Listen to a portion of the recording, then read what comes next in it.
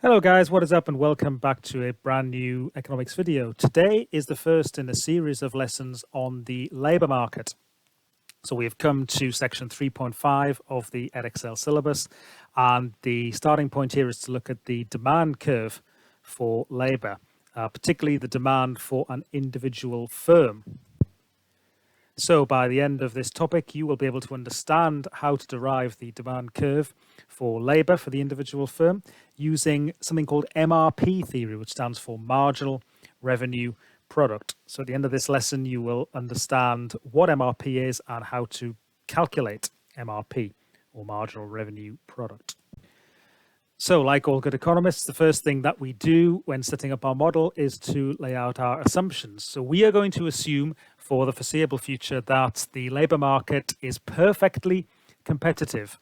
Now, some of you may already know what that means, but if not, these assumptions applied to the labour market are given on the slide here. So we begin by assuming that there are many buyers and many sellers of labour, which means that later on, when we're going to look at the labour market itself, we can represent the labour market with our usual downward sloping demand curve and upward sloping supply curve of labour. That's when we get to the labour market itself. Here, of course, we're going to be looking at the demand curve for the individual firm.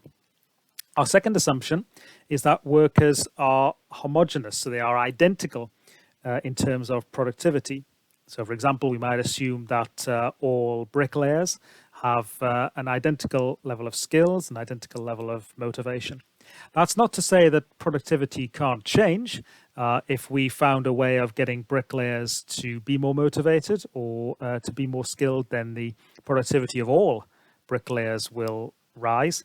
But each individual bricklayer is identical. The first assumption then leads to the third and fourth assumptions here. Firms have no monopsony power, so no one firm has a significant influence in terms of buying labour. All of the buyers are very small in terms of their impact on the individual market. And fourthly, again, each individual seller of labour has a very small influence on total supply of labour. For example, there are no trade unions yet in this model. Finally, we're going to assume a perfectly elastic supply of labour. So the marginal cost of hiring extra workers is constant. So it's horizontal. Firms cannot influence the market wage. So our individual firm that we're going to look at today has no influence over the market wage. So it will face a perfectly elastic or horizontal labour supply curve. The marginal, i.e. extra, cost of hiring workers is constant, and that concept of the margin or extra is going to be crucial for us today going forward. So the best way of understanding marginal revenue product theory is to take a numerical example of a business. So here we've got a business employing labour input or workers from 0 workers up to 12 workers. That's in the first column, and the second column illustrates the firm's output.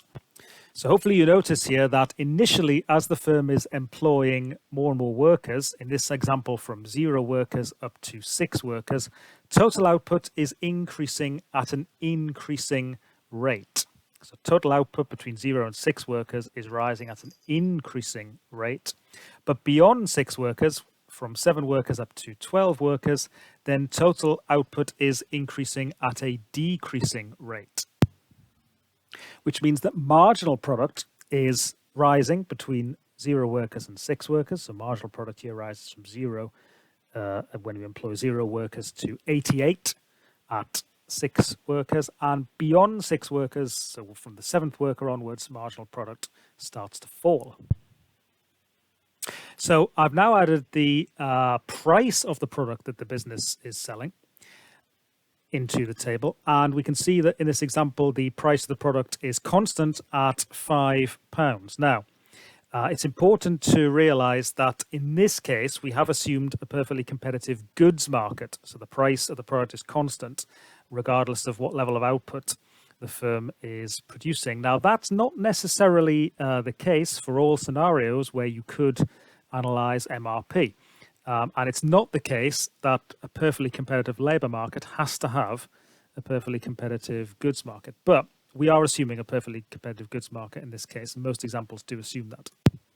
So the marginal revenue product, or MRP, is equal to the marginal physical product, the MPP, multiplied by the price of the product. So that is the key first new concept to learn on this lesson. The MRP, the marginal revenue product, is the marginal physical product or marginal product, which is column 4, multiplied by the price of the product in column 5. So for example, if we take one worker employed, the marginal product of the first worker there is 20 units. The price of the product is £5. So the marginal revenue product is 20 multiplied by £5, which gives us £100. So notice that the MRP is in value terms. The MRP is always in pounds or maybe dollars, depending on the nationality of the example that you take. And what the marginal revenue product shows us in words is the extra revenue that each extra worker generates. So if we take employment of the second worker, the MRP is now 130 because the second worker adds 26 units to overall production. So total production when you have two workers is 46, which means the second worker has added 26 units to output. And because you are selling those extra units at a price of £5, the marginal revenue product of the second worker is £130. So the employment of the second worker has added £130 to the business's revenues. Similarly, if we look at 3 workers employed, the marginal revenue product is 175 workers. So the third worker has added £175 to the business's revenues.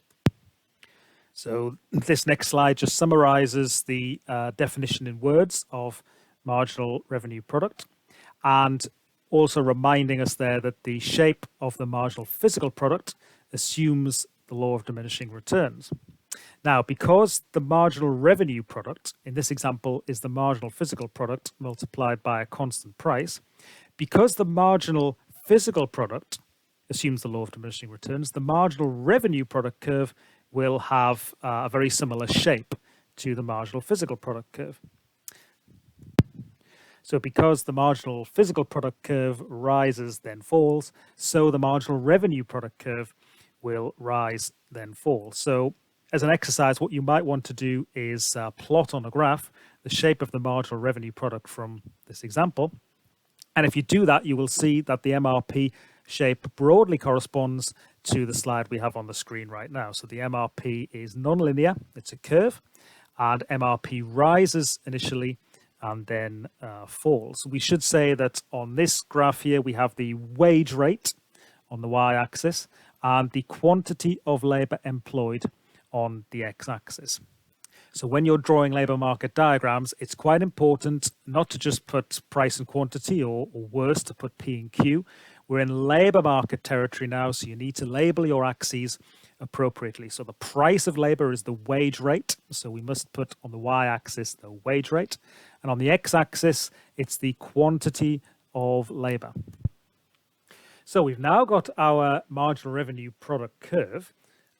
The next thing we need to ask ourselves is, what does this have to do with the demand curve for labour? Well, the marginal revenue product curve shows the quantity of labour employed at each wage rate. But of course, this is just what the demand curve for labour shows. So the MRP curve must be the demand for labour curve. Now that we have our demand for labour curve, the next thing we need to do is to ask ourselves, what quantity of labour will the profit maximising business employ? What quantity of labour will the profit maximising business employ? So we are going to assume profit maximisation, if I hadn't already made that clear. So we're assuming that firms are profit maximisers. So if you take a look at the next slide, if we now assume that over the period of time that we have got here, maybe it's a day or a week or whatever the period of time is, we're going to pay our workers a constant wage of £80. So we said, remember, that the wage rate is constant. The supply curve for labour is constant. So we'll assume a constant wage rate of £80. So your question is, What quantity of labour will a profit maximising business employ and why? I'll give you the answer in a few seconds. You might want to pause the video while you're thinking about the question, what quantity of labour will a profit maximising business employ? And you should also be thinking about why that is the answer. So what is the level of employment, the number of workers employed by the profit maximising firm, and why?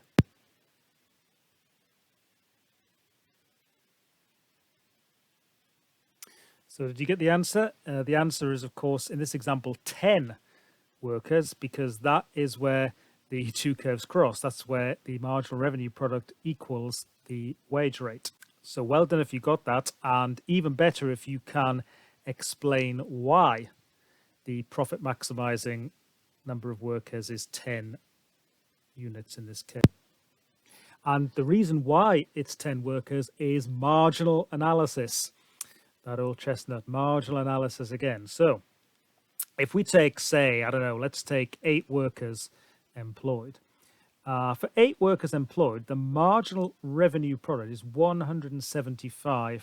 So the revenue added by the 8th worker, the extra revenue added by the employment of that 8th worker is £175.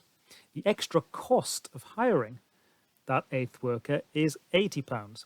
So because the extra revenue of hiring the 8th worker is higher than the extra cost, then it's rational for the profit maximizing business to hire that 8th worker, because the hiring of the 8th worker adds more to revenues than it does to costs.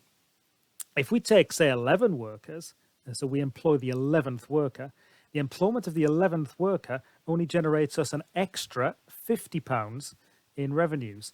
And of course, that's less than the extra cost of hiring that 11th worker, which is £80. So the rational profit maximizing business will employ workers up to the point where the extra revenue from employing that worker is equal to the extra cost, which in this example is 10 workers. So if we then look at that diagrammatically, here we've got the marginal revenue product against the marginal cost of workers, which was £80 in our previous or our current example. And so the number of workers employed by the profit maximizing business is the point where the two curves cross.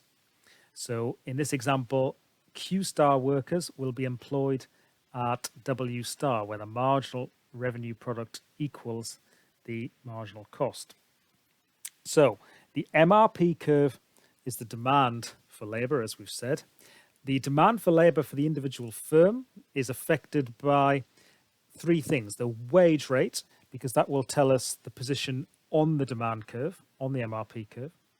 Secondly, the productivity of labor. That will actually determine the position of the MRP curve itself. So if productivity of labor goes up, then the MRP curve will shift to the right. And if productivity goes down, the MRP will shift to the left. I should have said for number 1, the wage rate. If the wage rate goes up, then there will be a contraction along the MRP curve. If the wage rate goes down, then there'll be an expansion along the MRP curve. And finally, the other thing affecting the demand for labor is the demand for the good being produced. So we say that labor is a derived demand. If the demand for cars, let's say, goes up, the demand for car assembly line workers will go up. The higher the demand for labor, the higher the price, and hence the higher the MRP will be, and that determines the position of the demand curve.